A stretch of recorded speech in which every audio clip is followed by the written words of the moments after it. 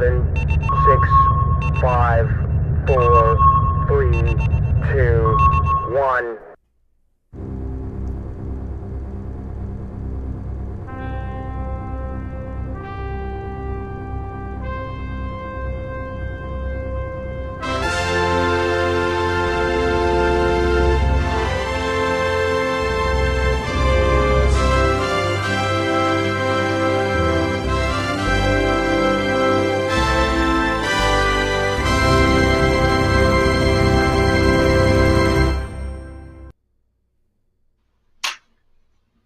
Oops, didn't fix that from last week. Let me fix that now. Okay. There we go. Well, that was a side shot of our guest. Hey, everyone. Welcome back to IFB, Interfleet Broadcasting. Everybody should know that it's our pop culture sci-fi entertainment channel. And it's brought to you by two guys that grew up watching 70s, 80s TV, movies, cartoons as our foundation. I'm New York Pete, and this is my buddy Chris, the Tipsy Toaster, bringing you IFB. And Chris, we have a guest in the wings. He's come back to grace us again, and we're going to talk about a very particular He was movie. crazy enough to come back, yeah. Yes, and we are grateful for that. We'd promised to bring him back, and here it is. And we're going to be talking about the 40th anniversary of The Thing. And they had a special screening for it. And actually, NECA released a figure, the poster figure from the poster of The Thing, which is kind of cool. I don't know if Chris is going to be able to pull that up later, but it's like the Kurt Russell exclusive figure. It's really cool for those that collect. But Von Babaisn is with us, the maven of the film and music industry. That's a quote from an article published a couple of years ago. And he's been involved in a lot of different aspects of movie making, particularly, special effects and props and things. And he did tell us that he was involved in making the Cylons from our beloved 1978 Battlestar Galactica. And he's back. A Cylon maker. Yeah. Isn't that cool? I know Chris is still all, loving that part of things. But thanks for tuning in, guys. The usual suspects. Let's see. Carl is with us. Hey, Carl, and Chris Laskowski from Australia, and Roots Lion is with us. Thanks for joining. As you guys come on, I'll actually give you your shout outs. And good day, everyone. Good day to you, Chris. So yeah, as you come up, Sean Shallow from Battlestar Bulletin Board. Thanks, Sean, for joining with us here tonight. If you have any questions for Von Babaisn and The Thing, please put those out. And we just want to make sure I thank everybody for watching us in syndication, right? So we're live now. So anyone that's watching us right this minute is obviously on live with us. And then anything after that is going to be our rerun aspect. And we've been lucky enough that we garner in the tens of thousands to come and watch our videos around the world. Thank you so much for that. And hey, we're going to have a nice show. We're going to discuss all kinds of cool sci-fi Paul's stuff. Listening at work, so make sure you tell everybody at work there, Paul, to gather around and listen. Put the word out. That's right. Hey, Paul, Commander Kane, Battlestar, big time BSG fan, and known in all the communities as Commander Kane. And he's founded and admin on a lot of different groups on the Facebook and social networking, especially the Colonial Warriors. So, hey, Paul, thank you so much for joining us. Really appreciate you coming out, taking the time out. And let's see. All right. So let's get our toast out of the way, Chris. Toast. All right. What you got? Yeah.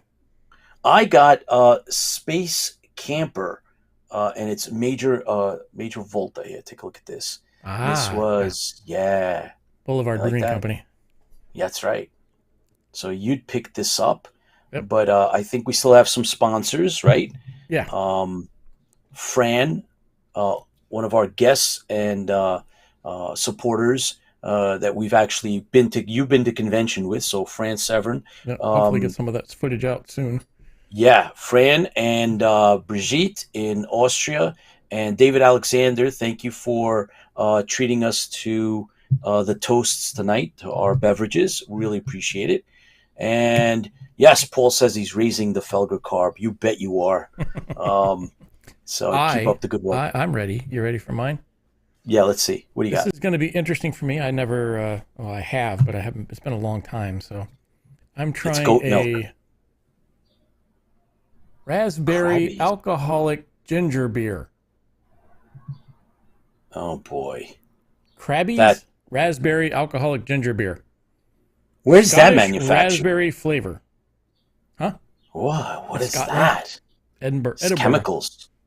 You should put some chemicals in that. Real ginger steeped for up to 6 weeks. Scottish raspberry flavored. Bottled internationally, United Kingdom. Okay. Let's do it. Okay. Ready? You ready? Okay. Okay. I think I like the best part of it is I like the color of the cap. Raspberry. The raspberry All right. colored. Let's pour this out, man. Come on. Cool looking. It's got our background colors in it. It does. All right, ready? One of your favorite colors. Yeah, go. Hear that?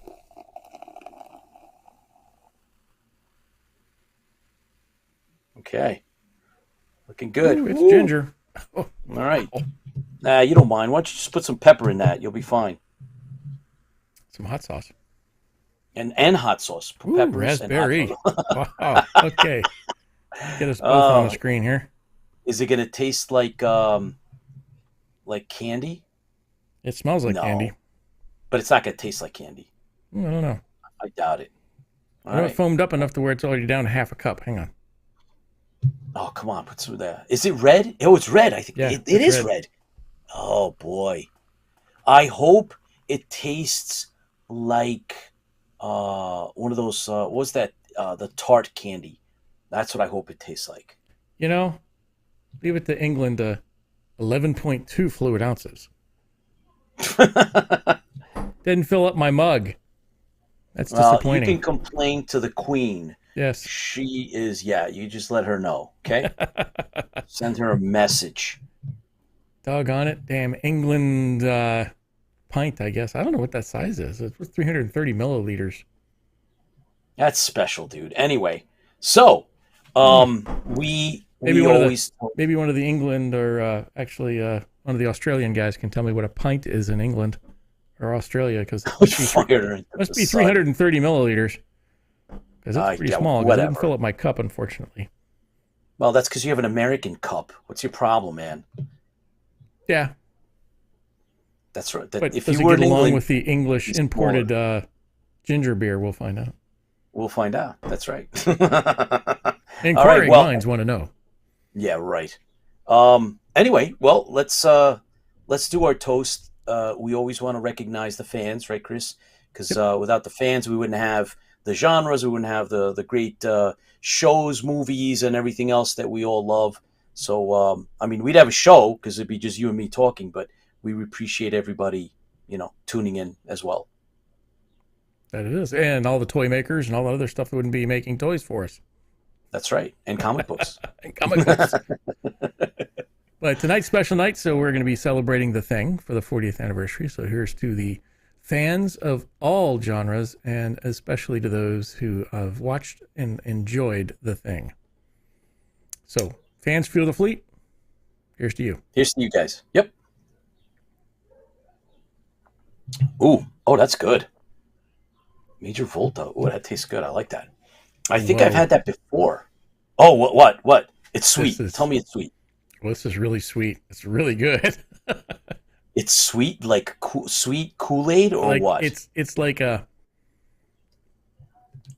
sweet tart, a raspberry sweet tart. Oh, that's good then. It's good. Hey, Chris, when you get a chance, can you check my audio, because it looks like I'm spiking out. I just want to make sure it's not getting too loud. Somewhere, one of us, either you or me, it's probably me. I think it's you. If you get a chance, yeah.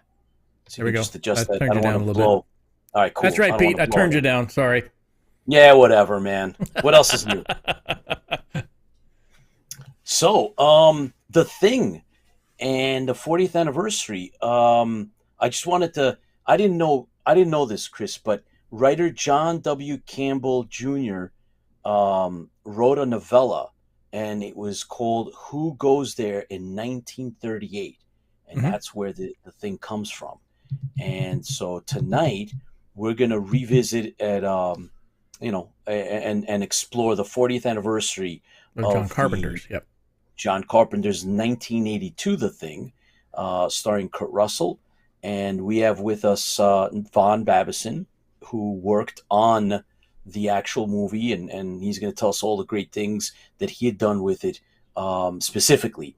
And remember that we had Von on previously, but we're going to focus on the 40th anniversary of The Thing, which is really, really cool. And if we're lucky, maybe we can get him to show us some of his personal stuff. I know last time after we aired, he'd showed us his crew jacket. So I'm hoping that he might have it and we get to see the crew jacket, which is actually a major collector's item. So anyway, I'm stoked. I'm ready for him.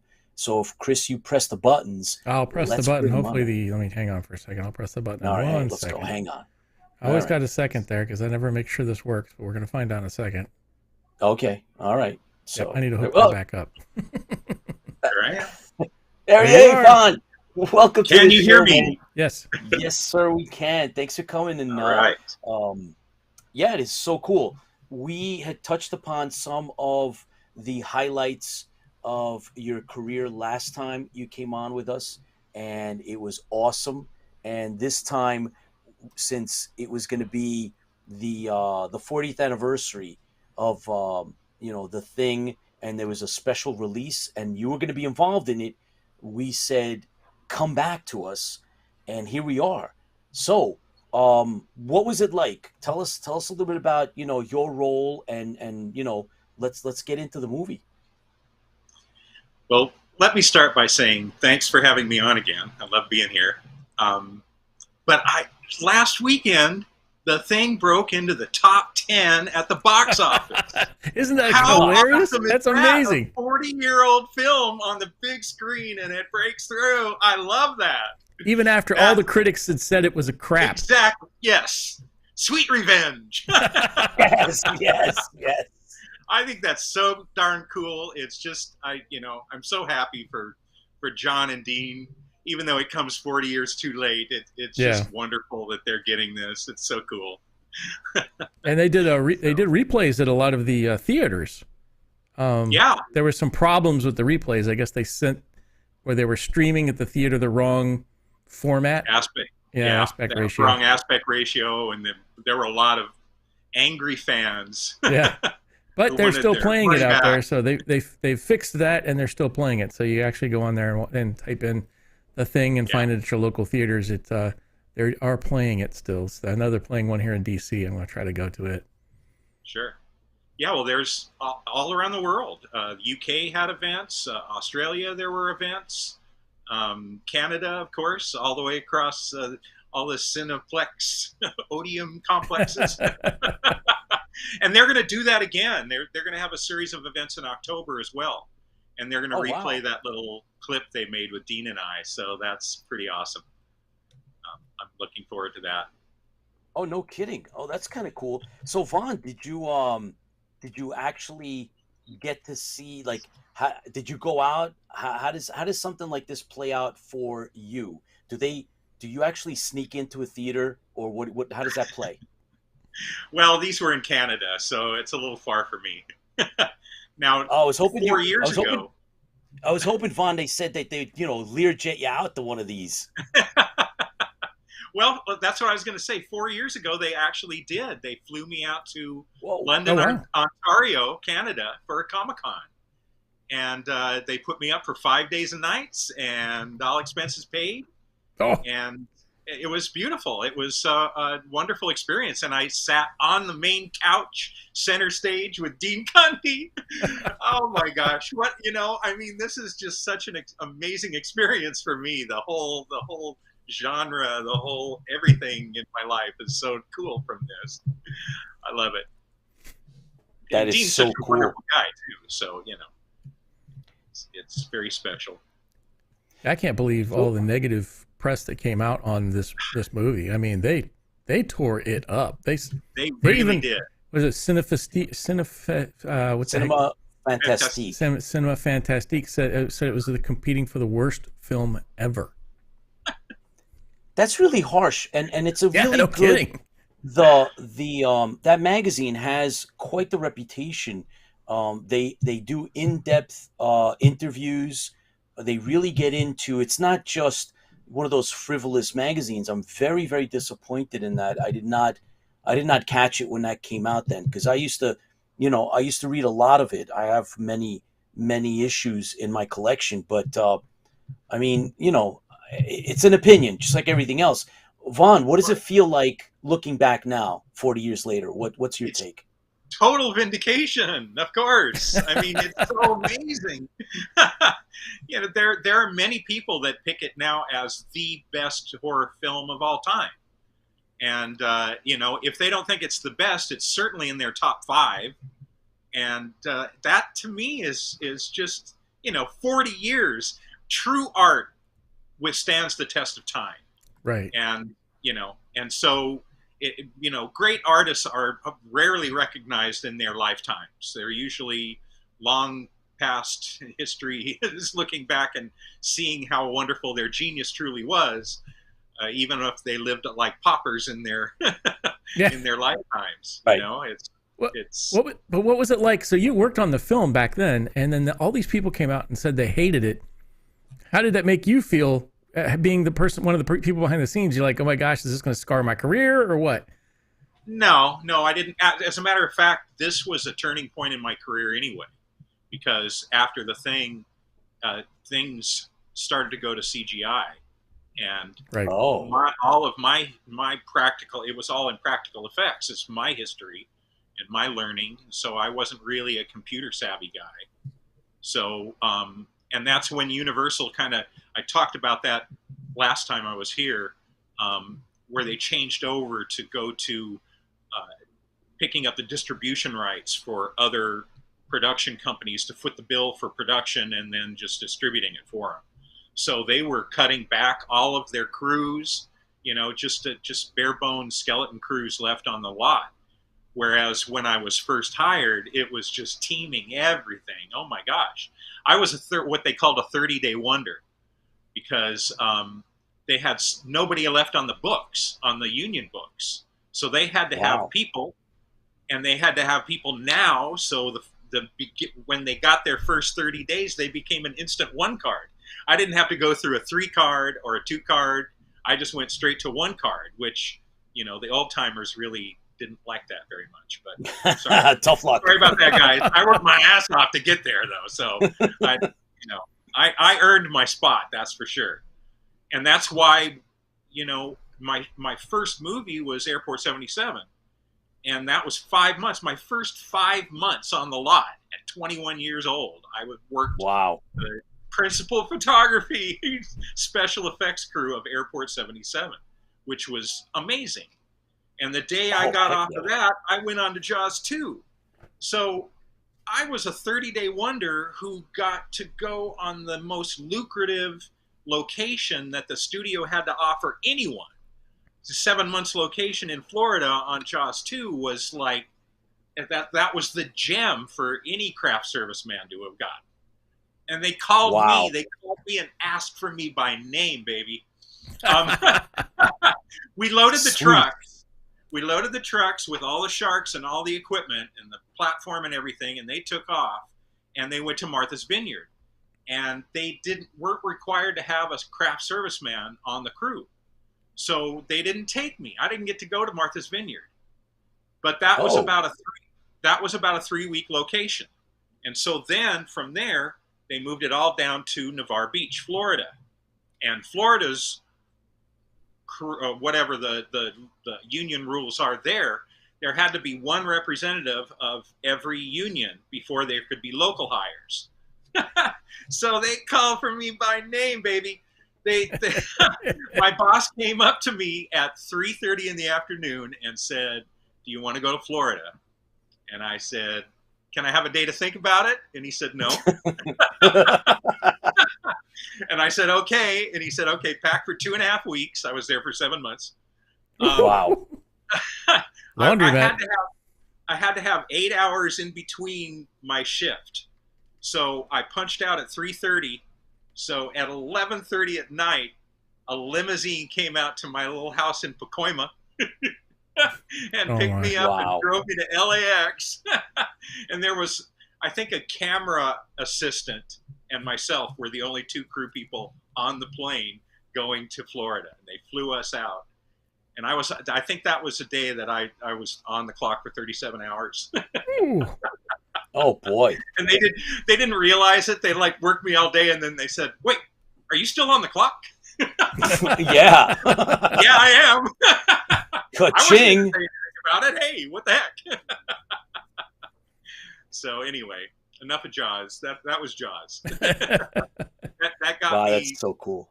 That got me hooked. It was just the most amazing experience for me, you know. And by the thing, I was a seasoned veteran. I had gone through many productions and TV. Oh, I wanted to add one more silly story that's one of my favorite of all times. I was sweeping up the floor in the mill in the special effects shop, and there was a prop man that came running in, and he looked at me and he looked down at my feet and he said, "How big are your feet?" And I said, 13. And he said, "Okay, go to the staff shop right now. I'll tell your boss where you are. Go."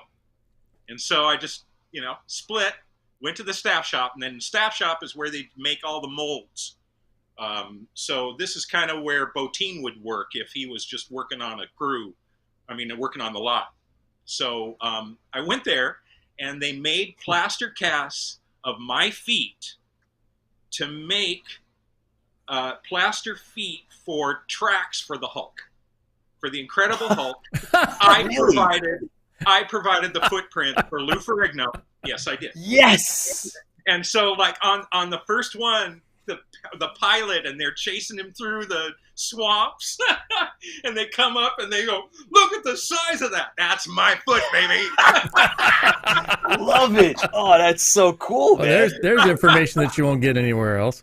No, man, that is so cool. It was so fun. I really loved that. And unfortunately, I don't have them anymore. The effects guy, Richard Lee. You don't have your feet anymore? No, when they shut the show down, of course, Richard presented me with the feet. No. And they were just these 2 big old plaster feet with handles, and they were marked R and L.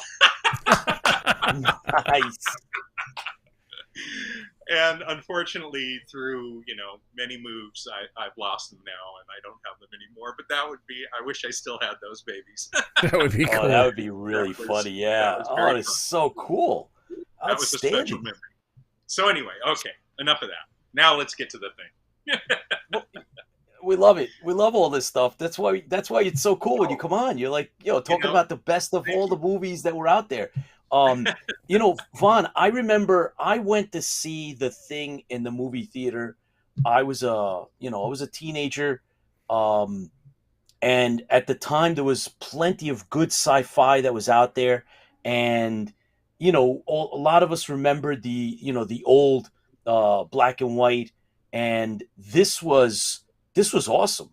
I remember seeing it and I was like, wow, that was excellent. That was like, you left the movie theater and your head was still kind of spinning. And like, you go with your friends, we loved it.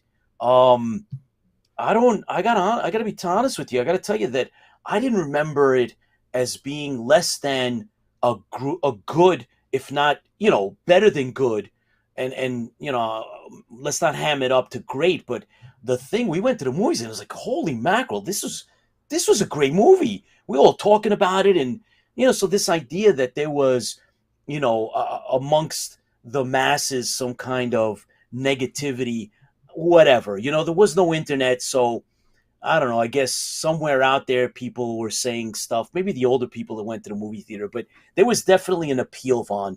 And you could see the effort that went into it, at the time, that a lot of the special effects that were there in the movie were pretty, they were like cutting edge. It was like, wow, it looked realistic for an alien, a monster, and you're in the middle of nowhere and all that stuff. But what was your take on it? I mean, being there day to day, working. There were a couple of things that I wanted you to mention. One is, obviously you were on set, you did location stuff. Did you ever get to meet and work with Kurt Russell? Sure, yeah. I mean, I was there for every interior shot that was made on the motion picture, whether it was the main compound that was on stage 27 or the flying saucer that was under the Blair shack. Yeah. When we first started shooting, we were on stage 4, and they had brought in an ice floor, an ice skating rink floor, so they could maintain the ice structure. I had sent you a picture that was really cool with Dean Cundy overlooking that shot. But it's the chunk of ice that they cut out of, and bring back to the Norwegian camp, the actual creature. And of course, it's melted out in the middle of that. I had talked about how John was really kind of disappointed with that shot, actually, because there was no place in LA that made a singular block of ice as big as we wanted it, because he really wanted, theoretically, if you cut out a chunk of ice like that, it's going to be one solid piece. And if you look at the picture that I had sent, you can see, there was only one size that they made, and they had to kind of piece that. Yeah, see, there it is. You can see that those are, you can see those are like ice cubes kind of all stuck together. You see how there's yeah. And he was really, they couldn't do anything to try to melt them together and make it look continuous. It just, unfortunate, he was really disappointed in that. And that's a critique that probably doesn't come up very often either in conversation. He actually does look upset there. But I mean, you look at it and it does. I mean, that's the first thing my eye goes to, because I'm so aware of that. And I knew John was bummed about that, but there was, of all the different ice houses that were in LA, nobody made a chunk of ice that large. So what do you know? So Vaughn, in that picture there, it looks like a giant refrigeration unit. Is it or isn't it? Okay, well, not really. Like I said, there is an ice floor underneath that is maintaining the ice structure, but that's the only thing that's really refrigerated. All the icicles and everything, those are all fiberglass. Oh my gosh. Wow. Yeah, the snow is all flocking. That's all sprayed on. Again, I had described the way we put misters up in the air. Wired them up to the permanents up in the permanents there, so we could introduce fine mist into the air, and then put air conditioning units outside of the set. See, we're kind of enclosed in the set right there, but if you walk outside of that wall, you see the bright light coming in the windows. If you go on the other side of that wall, you're on just the stage. It's just the stage and the stage wall, and so that's where they would put air conditioning units. We would stack as many as we could and run them all night to try to chill down the stage enough to where it would be acceptable. It would look like they were actually in. Yeah, and the stage is huge. Yeah, there you go. Well, that's 27.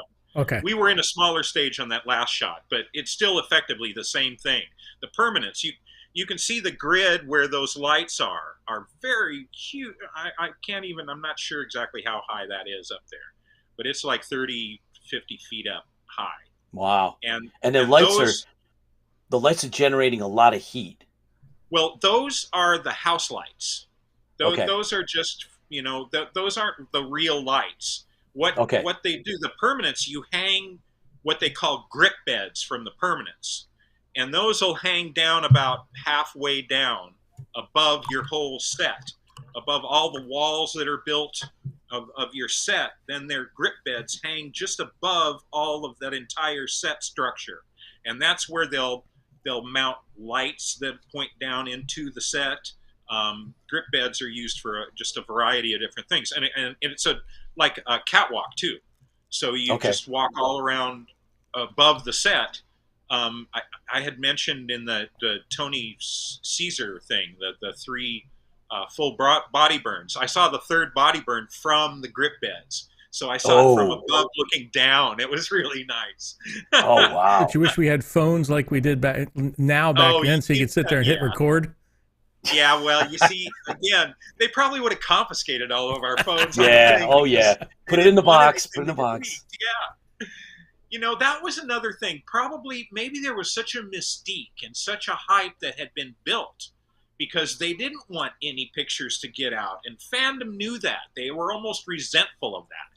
Because, you know, I showed you the pin that I had to wear to gain access to the set.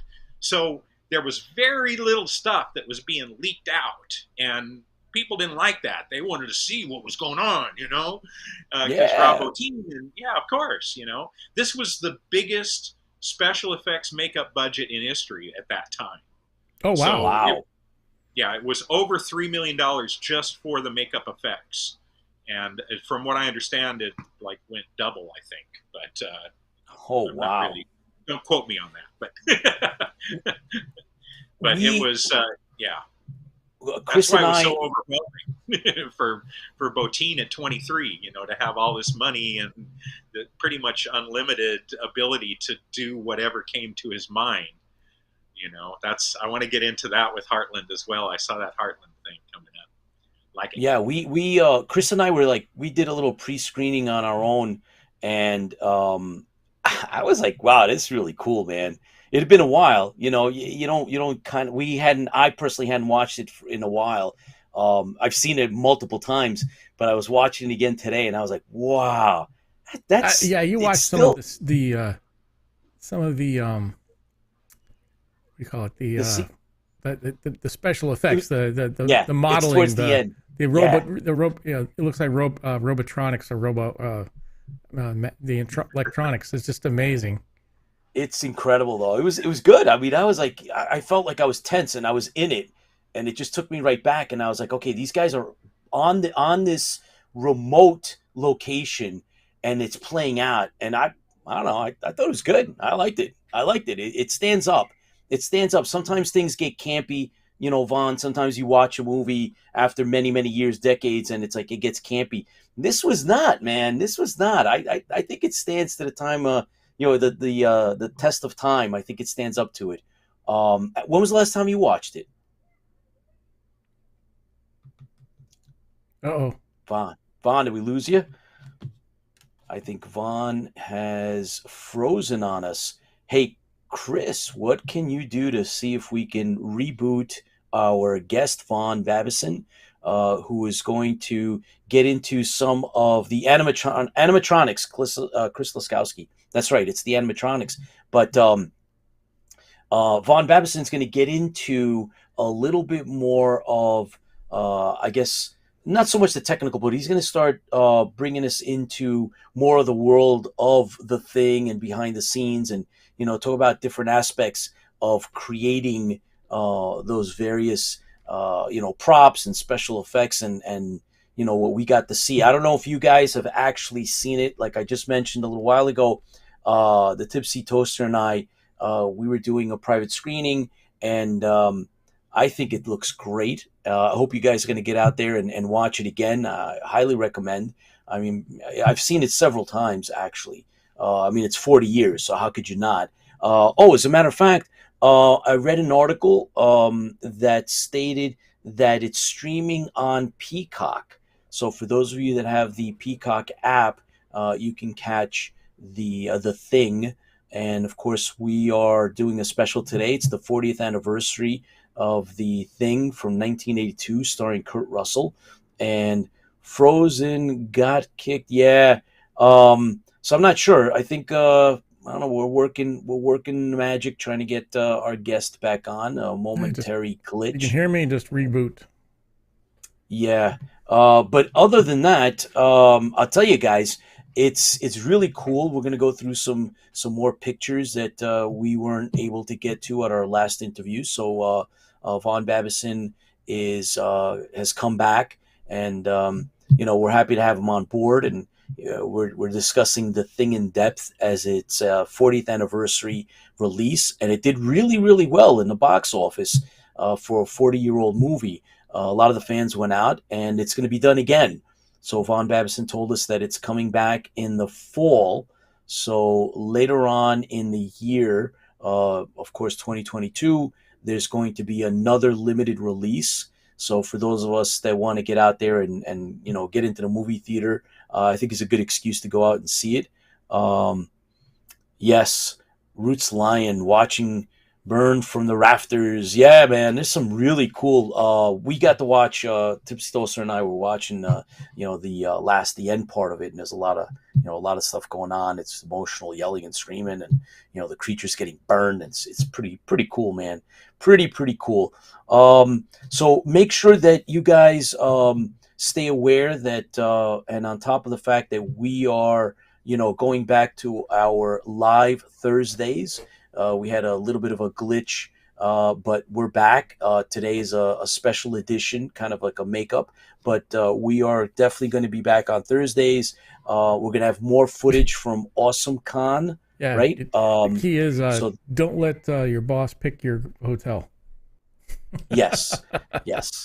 I'd like him to discuss the ending. It was a mystery. That's from Lola. Lola, thanks for joining us, man.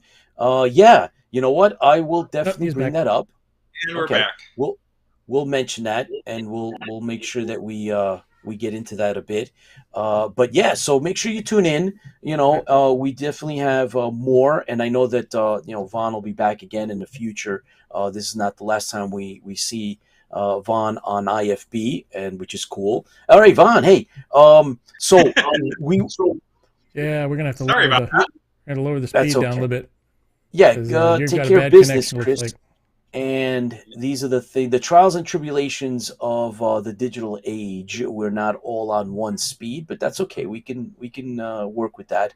So Vaughn, you're back. Yeah. We were drop it to that one first. Were see if that helps. Talking about the sets and the stage, and we talked about the that one particular scene was the ice scene, and then I think you're going to give us some more insights on how this all comes together.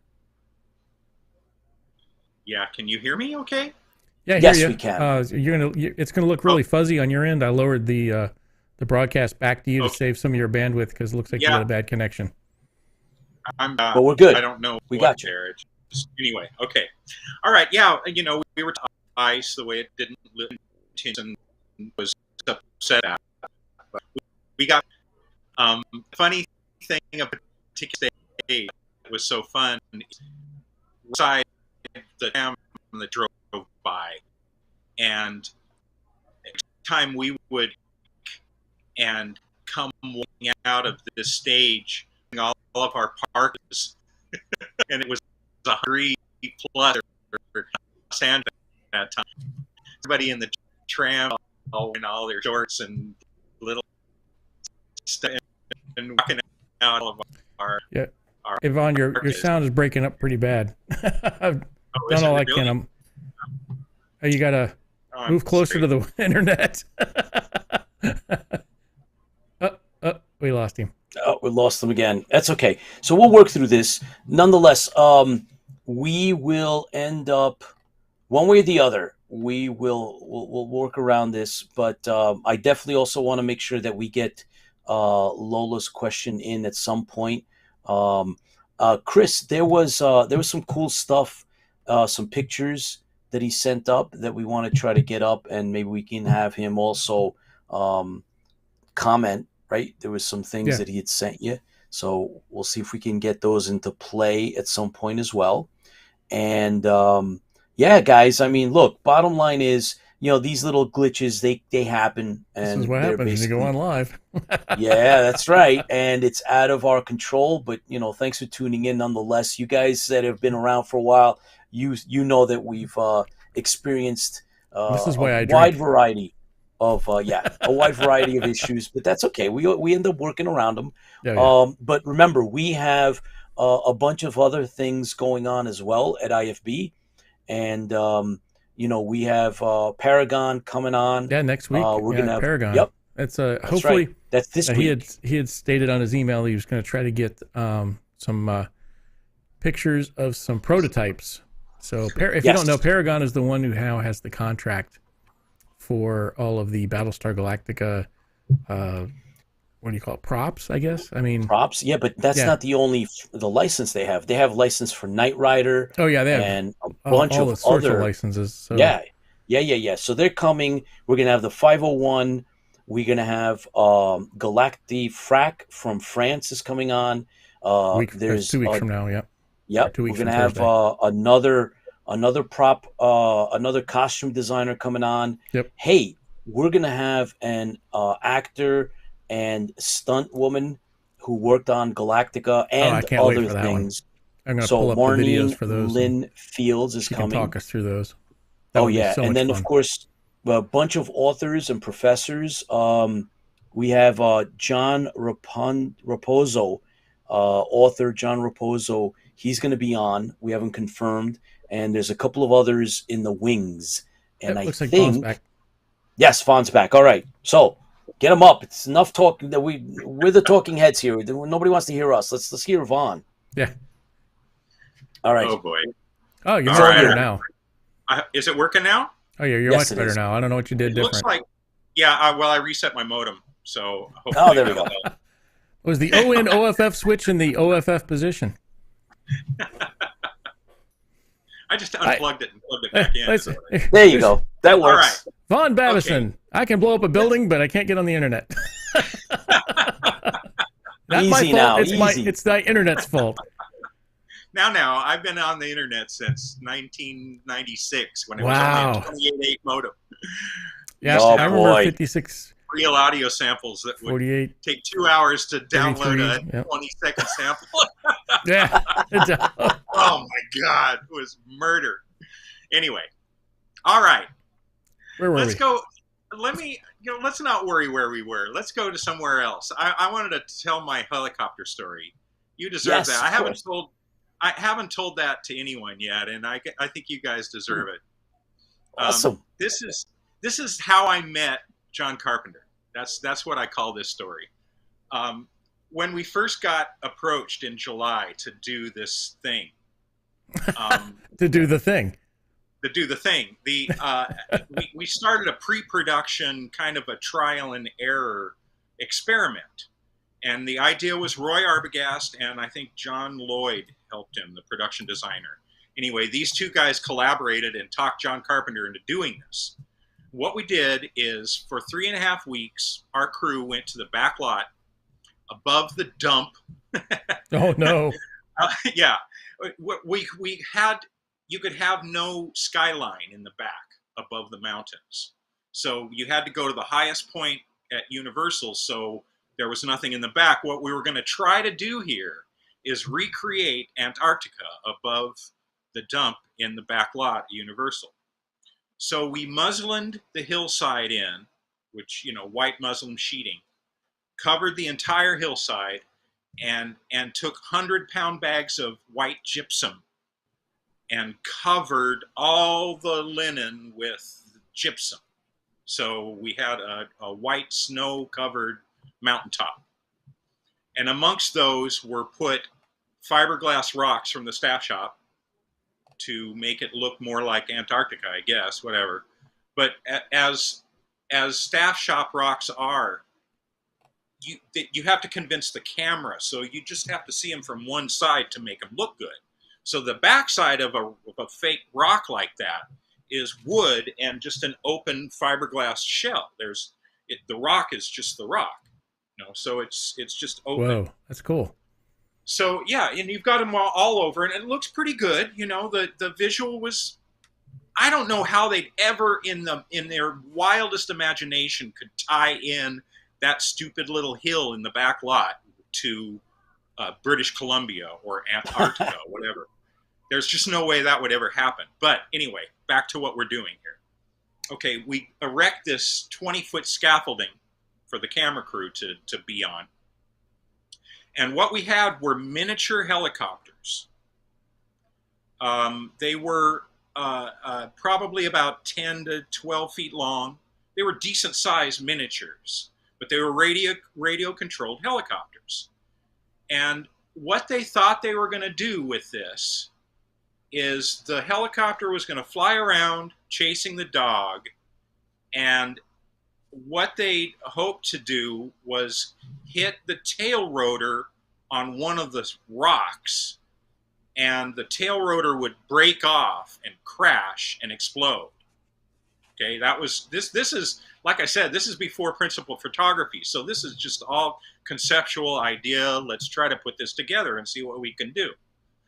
So we've got all this elaborate setup. All these people were all ready to do this, and they're prepping the first helicopter.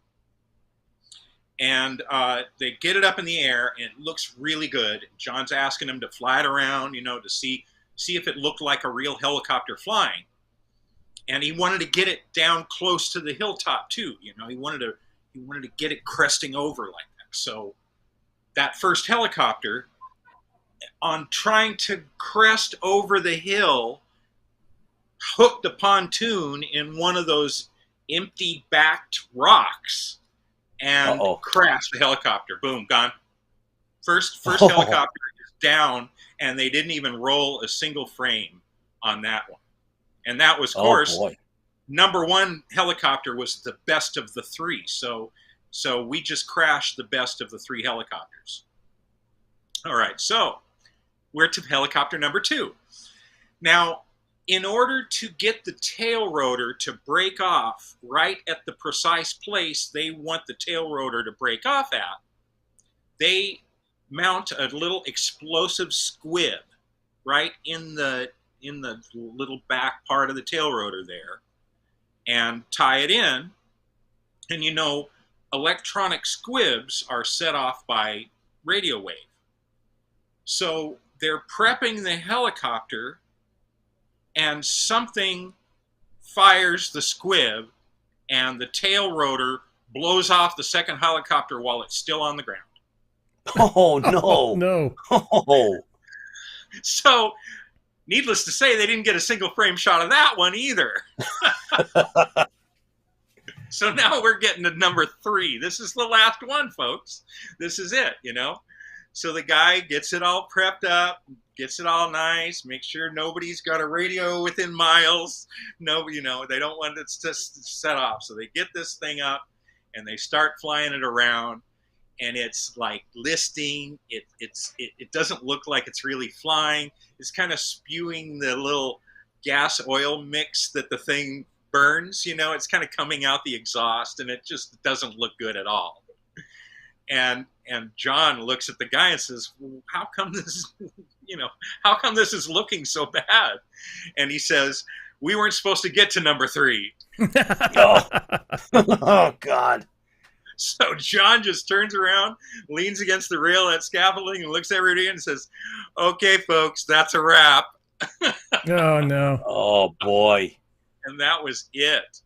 And I swear, I was surprised the effects crew wasn't fired right then. Seriously. I mean, like I said, I've seen times when, and it's been an effects crew, because it's usually a special effects that goes bad. And if it goes bad, and that really went bad, he can just say, bye. I don't want you to work on this. And it was before. It wouldn't have been a big deal because you were before principal photography anyway. So, but we kept our jobs, and we made up for it. There were some really great effects that we were very successful with, but that one, wow. Stuart Cohen, to this day, Stuart Cohen says that was a $40,000 mistake. Oh, jeez. That's what he called it. And that's 40 years ago. Whew. And and I would probably guarantee it was probably a little bit more than that. I think he's being nice when he says 40 grand. I mean, we worked for almost a full month prepping that hill. Wow.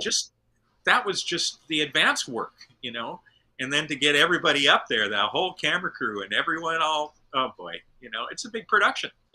That's why they say it. So, yeah.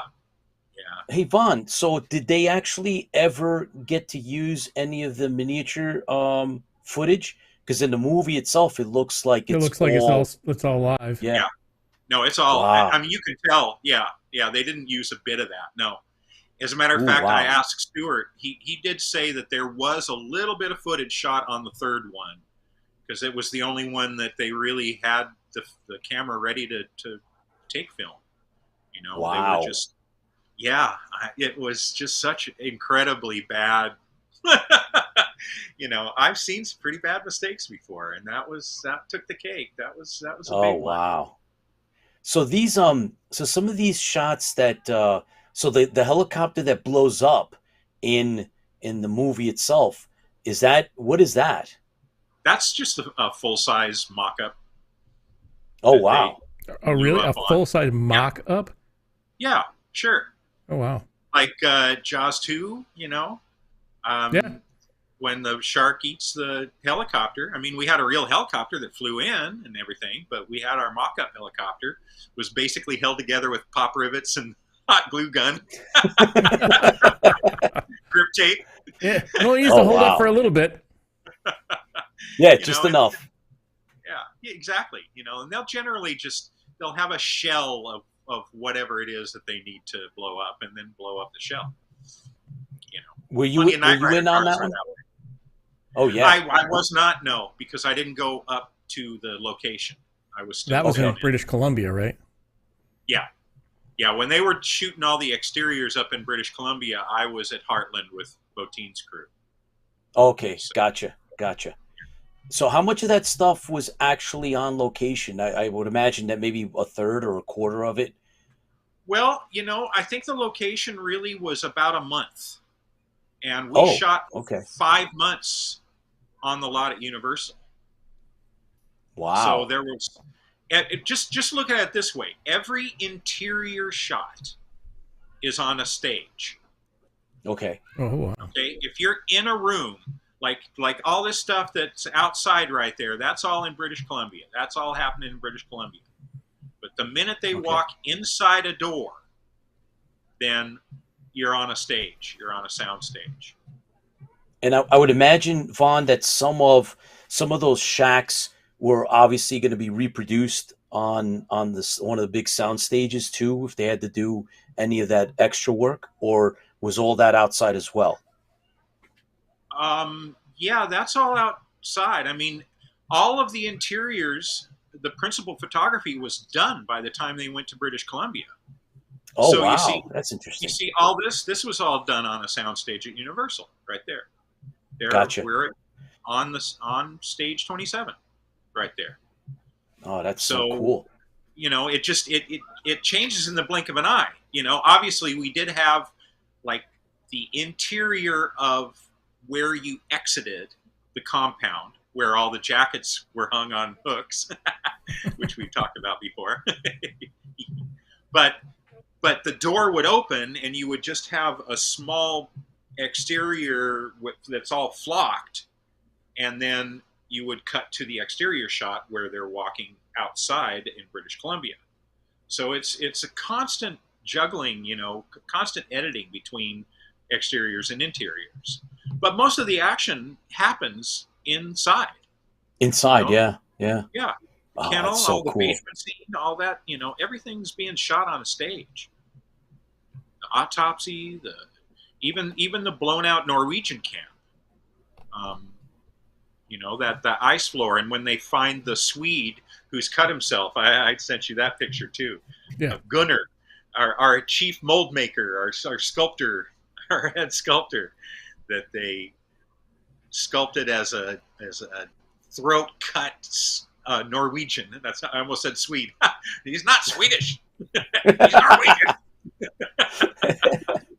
There you go. I think Gunnar was Swedish though. There he is. There you go. Yeah. Oh boy. So look at him. I mean, you can see the shape of his nose. That's him. That's oh definitely, yeah. Oh wow. He was excited about it, and it turns out he was one of the the sculptors on Jaws 2. Also, I found a picture of him working in Pensacola sculpting the orca that gets chewed up by the shark. Oh, And I cool. never knew that, but that's yeah.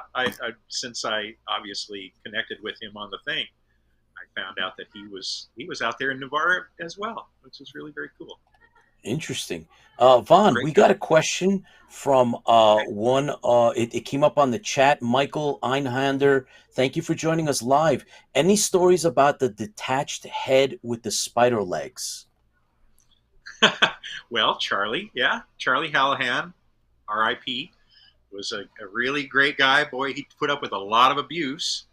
You know, we talked about how he was lying inside of the table that he's supposedly laying on, and a fake prosthetic body is above as it splits, as the chest splits open and bites off the doctor's hands. Oh yeah, And yeah. so when the duck monster blows out his chest and goes up to the top, everybody's all focused on the duck monster, while Charlie's head rips himself off. Now that was one shot where there's somebody inside the table that's holding the mechanism that's controlling Charlie's head on the outside, ripping it off the body, and Oh, there's a slit in the rubber. What they make the table out of a hard rubber, and then make this slit so the mechanism is thin enough to go through that slit, and you don't see that in the table. So oh, that's what's moving the head. And while the head is moving, you've got other guys on toggle switches, and those toggles are rolling the eyeballs, and they're making the eyebrows, and they're squeezing the cheeks. Everybody's on a freaking toggle, and they're all making all these different facial things happen, all while another guy is ripping the head off. In fact, I think he was on a little cart, and they pushed him, because they did a lot of that. The dog thing was like that. Somebody'd be controlling the creature, and then he'd be on a little cart that would have wheels, and they'd push him forward as he's bursting out the chest. It was oh great stuff. boy. And the licking tongues are the same kind of thing. What they have little descending balls that go right down the center of the tongue, and they drill holes in the top and centers and edges and put cables through them. And so when you lengthen one side of the cable and you shorten the other one, it makes the tongue lick down. And you pull it the other way, and it makes the tongue lick up. So you've got this thing that's all writhing around, and he's controlling that, while a guy is equally Oh, those little controlling things. the eyeballs in the same way. You know, see? Oh So now boy. here's the creature. He's blowing up. That's the duck monster. He's a great guy too. I love him. Now there's Oh someone boy. in the duct who's got his hand in that guy in Charlie's head. So that's a hand puppet.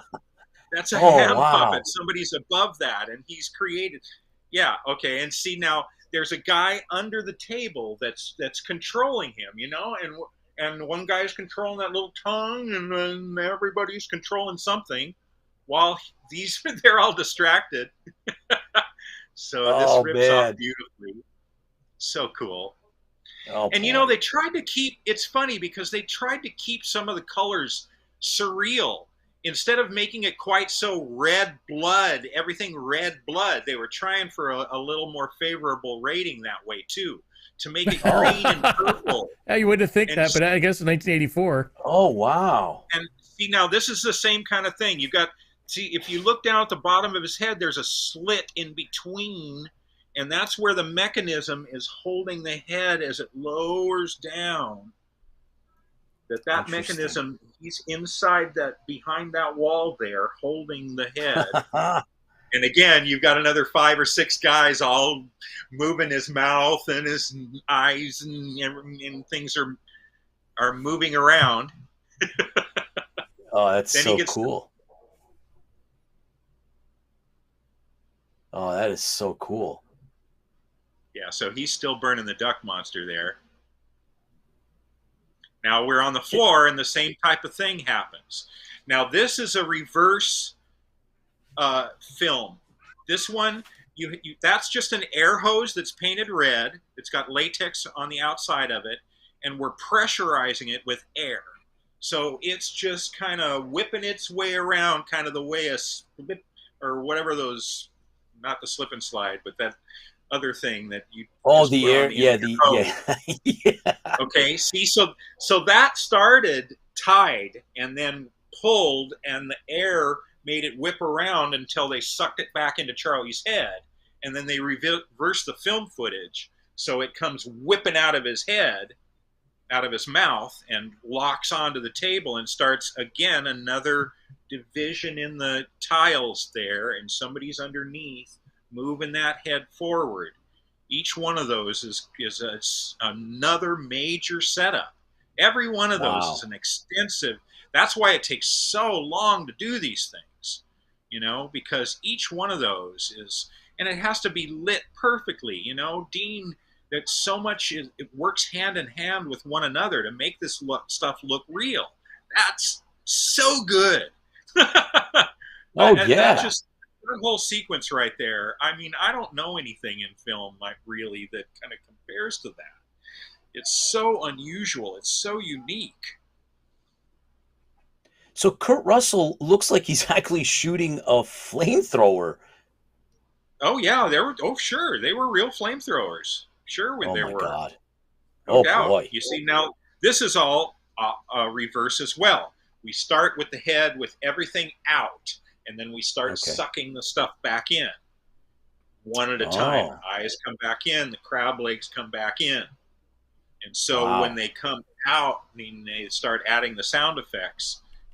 I don't know, it just looks better that way. So cool. You kidding me? Wow. Yeah. Wow. So Chris, you have some pictures that Vaughn sent us over. I really hope we can get some comments on some of that stuff. If you get a chance, you can maybe bring some of those up, and Vaughn can comment on them. I don't want to waste those. Those are really cool. Oh yeah, here we go. Well, that's the child's jacket that I liberated. Ah, does that still exist amongst your collection? Yeah, well, it's not with me anymore. I've Okay. kind of bequeathed it to, or licensed it to Joe Hart and Thing Nation. Oh, He's okay. one of the collectors. He's up in Canada. In fact, it was that organization that sponsored me up to the Comic-Con, and Oh, interesting. so now, it was funny in my conversations with Joe. We were talking about things, and the crew jacket is something that's extremely personal, and I've spoken to my kids, and they really want it to stay in the family, and I don't really want to sell it. Yeah. But this particular jacket, not that I was looking to get any kind of payday on it at all. I don't care. But I really felt like it sat in my closet for 35 years, and there's a world of fans out there that want to see everything they can about the thing. Yes. And and ironically, I had no clue what jacket I was grabbing at the time. I was just grabbing a great Arctic jacket, saving it from its fate, its gasoline fueled fate. Right. Well, because it gets so cold in LA, you need a jacket that thick. Well, now I've packed through the Grand Tetons, my friend, and I've been a few places where you can use a jacket like that. So, But you're right. Yeah, I don't need it in LA, and that's why it sat in my closet for 35 years. But we discussed it, and in the long run, I viewed the movie again and was really comparing the jacket, and so all of a sudden it turned out it was Child's jacket. And Nice. there's so much controversy over whether Child's is or isn't a thing at the end. Yeah.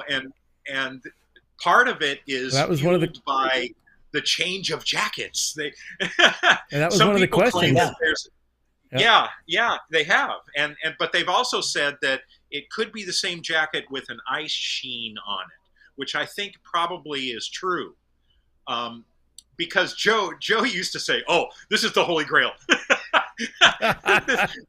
this explains the whole thing, and you're responsible, Vaughn. You're responsible for the whole thing. I went, no, Oh. Joe. That's not true. I said, first of all, any wardrobe person in their right mind would always have at least 2 or 3 of principal wardrobe for all of those guys. You know what I mean? There had to have been at least 3 of those jackets, and none of the on location stuff had even been shot yet. We only shot, so if they didn't have another one of those jackets, it wouldn't exist in British Columbia. You know what I'm saying? Makes sense. Yes, of course. Yeah, of course. Yeah. You know, Joe was just trying. I don't know what was. He just wanted some elaborate story to be able to tell. When it was just me looking for a cool keepsake, is really all it was. Vaughn, it does when look you were like working, it does look like it's ice covered there. no, but Vaughn, when that's you're null. working, That's Knowles, yeah. when you were working on the No, project, it's child Yeah. at the very end. Yeah. I'm sorry. did you actually get to work with a complete script? Did you have a full screenplay? Like, did you know?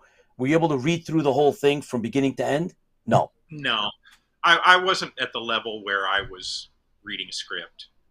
Okay. I was, I'm just part of the crew doing what I'm told, basically. So, Okay. Yeah, it would have been nice to have a script, but we were just working from day to day trying to make things happen. Right. And that was pretty tough sometimes. What's your take on the ending, Vaughn? Because some of our fans are sending up questions, and they wanted you to comment a little bit on the ending, and it was sort of like a mystery. What's your take on that? Right. Well, I have to defer to the master, and that's John Carpenter. John, in interviews, has said they're both human at the end. And so if John says they're both human, I believe John. So That's right. They talk about whether he has the smoke in his breath, or I don't know. There's so many different controversies about Child's his eyes, or I don't know. And then the supposedly the JB bottle has gasoline in it and not alcohol. And Wow, there's all sorts of fan there's theories. yeah, I know, it's so funny. They have to dig deep for these theories, and like I said, hey, if John says they're both human, then that's fine with me. You see, now that very well could be the same jacket with a frost on it. Right. You look at, you see, that's the jacket I'm talking about right there. Mhm. When he first walks up is when they first really see him full bodied, and you can still see the pockets. The cut of the jacket is the same. Right. So typically, Vaughn, correct me if I'm wrong. Usually, a lot of these things, like extra jackets and the like, sometimes they get sold off, right? I mean, a production company will, they'll just whatever they can, they'll sell a lot of this stuff off. Correct? I think they get taken a lot. I know. I hate to say it, but I remember truckloads of stuff going to production designers' houses after a series was done. Oh my gosh. Oh yeah, heck yeah. I think I know effects guys that have pretty much supplied their workshops with equipment they bought through production companies. Right. Being that it was all expensed and it was used, and so wow, that's fascinating. Yeah. Oh boy. Yeah. So hey Chris, can you pull up a couple more of those great pictures that Vaughn shared with us? Because I wanted to have some input on. There's definitely a few things there that Vaughn, what is that? That's a little patch of Heartland. We talked about Heartland as being the place that they built for the spaceships of Buck Rogers and Battlestar Galactica. It was an off-site, and that's what this is. See, that's why it's got the little fighter in the center there. Universal Heartland Visual Effects. All right, so those two, one of them looked like a patch, Vaughn. This one is, what is this now? Is this something that appeared on a shirt? Logo design. I don't know if it was ever on a shirt. I never Okay. got to see one of those. I got it after the fact. I found it Okay. kind of in a search, but Interesting. yeah, I never got one of those because we worked at the facility after the fact. So Okay. once when we took it over, it became the thing. Nice. It was so cool. See, now Oh boy. that's Charlie laying inside the table, and that's a full prosthetic chest on top of him, on top of the table. That's his arms are real, but not his chest. And I remember in an interview, Charlie said it was really freaky for him to look down, and he knows his hair pattern on his chest, on his body, and he said it was very strange to look down and see how accurate Oh, they wow. had stippled his hair in. Wow. Oh, that's I know, pretty cool. That's great. Oh You boy. see, that's So you can Vaughn, see what now. oh yeah. Oh, look I at was going that. to I was say, gonna ask. yeah, you can Go see ahead. right Go ahead. around that. That's kind of a web that's connecting his throat down to the chest to try to seem like it's more of on the same plane, on the same physical plane. You can kind of Yeah. see it's a little discolored, so they haven't really married it in with makeup yet. They'll come in with an airbrush and really get the tone of that right, so it just goes right into his chest. You can see Wow. now the next shot, the full one, he's ready for camera at that point. This one is still not quite ready. But they Wow. have the convenience of also having that jacket cover his shoulders, so you don't really see any kind of an angular difference to the way his body is lying. And those are gelatin. That's Jello without the sugar. They're poured into the mold, red gelatin, and then they're painted with an airbrush, the flesh tone, and then they stipple in the hair, and those are the arms that get bit off. They get attached to the double amputee who has to envision his arms getting bit off. Oh. Wow, talk about a head trip. Oh my God. Oh, dude. That's nuts. That's twisted. Who would have thought of that? Oh my God. So now this one is a Wow. real piece of art. He now is laying on the table. We've talked about that before too, that this is an actual appliance that was hand sculpted. This ripped open orifice is hand sculpted, and then a mold is made of the sculpture. And then they make a foam latex appliance. So that's just a big body that they then glue down to his actual body. You can see on the table in front there, next to that cup, there's little makeup pots there. Yeah. Yeah, those are all just little makeup thingies, and they can work and blend those tones together. That looks How'd they pretty make the good. teeth on that thing? Was it like a puppet? That's just sculpted. No, Okay. it's just hand sculpted. Oh yeah. But the teeth that came together and ripped the arms off. Oh yeah. Well, now see, that doesn't look anything like that. Yeah. You see, I do have criticisms of this movie that I don't necessarily share, but yeah, I mean, the thing that opens up to bite the arms off looks nothing like this. Right. And you get to see this for a second, but then the next shot, it's a different sculpture altogether. Yes, it's very that's right. smooth and rounded, and then hoses come shooting out of his belly, and that's when the duct monster blows its way out. So it's constantly morphing into something different.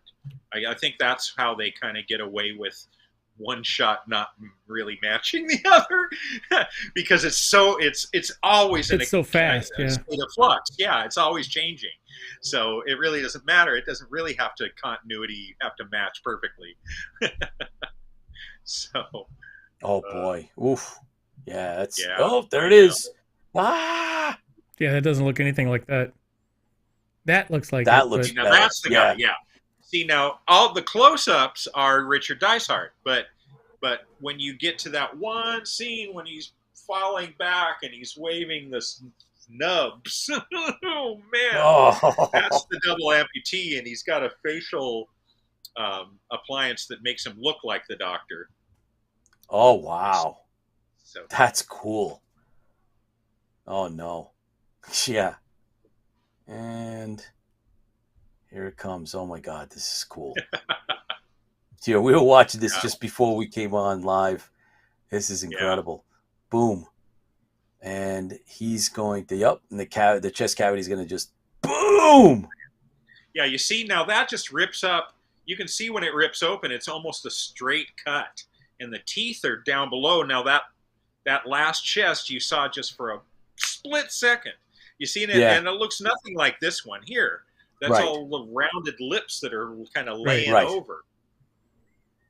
But Oh boy. again, it is in a state of flux. That's so cool. He's so great. So Vaughn, what, You know, yeah, put you on the spot. That clip that we just saw, you were there. yeah, Where I was where there. exactly where exactly did you like where like you were behind a camera? This is what I was getting at. Like, were you behind a camera? Were you like where were you watching No, that I'm particular? I'm a toggle switch. Oh, okay, I'm not watching this from the front. I'm okay. I'm controlling a toggle switch. Oh, oh So wow. yeah, that's that's what it took. 46 guys to control the final creature, Oh wow. Oh, see, that's the interesting. final So, flare monster that blows its way out of the floorboards, and oh his wow. head splits open. It took 46 individual people to make that whole creature come to life.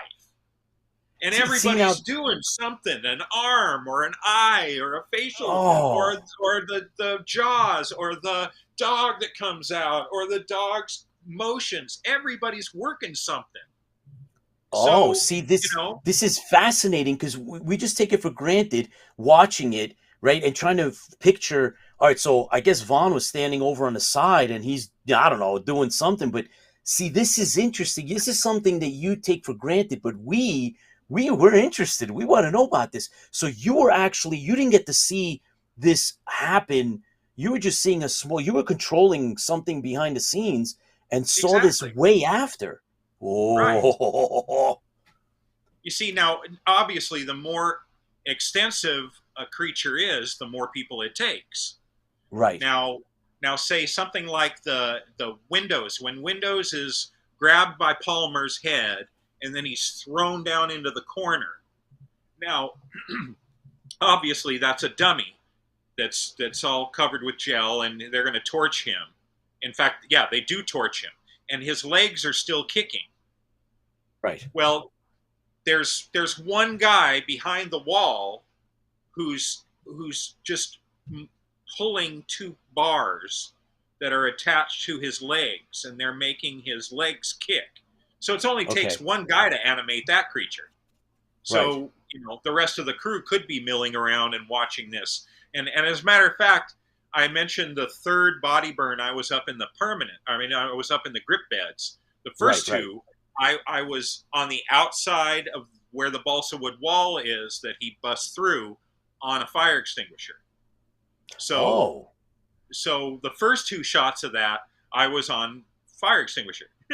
And the third Oh. shot, Wow. somebody else covered me, and then I got to go up to the grip beds and watch it from above. So we kind of take turns that way. Crewmen kind of cover for each other that in that respect, Oh, see, So that's totally fascinating. Totally cool. Did you get to see dailies? Did the dudes screenings or anything like that? unfortunately, no. No, that was Okay. a luxury I had in Jaws 2. I got to see dailies because they'd ship them back to Hollywood and they'd come back in 2 days later and they'd show them Uh-huh. on the theater screen at the Holiday Inn. So everybody could Nice. go in and watch dailies. So I saw actual scenes when I knew I was opening and closing the jaws of the shark because I saw Oh. it on film. Yeah. So I know Oh, exactly the wow. shots that I was, that was really cool. If I could have seen dailies of this movie, I would know like specific things that I did that ended up on film. Gotcha. There is one thing, the kennel, the corner of the kennel that I did. That was actually my shot. Oh, this was one of the effects that I say we redeemed ourselves, because that was just a perfect effect. That we called it the turtle shell, and it was on a cart underneath those floorboards, and they start the motion on the turtle shell, and it had a ram on it that shoved that turtle shell up through the floorboards on cue.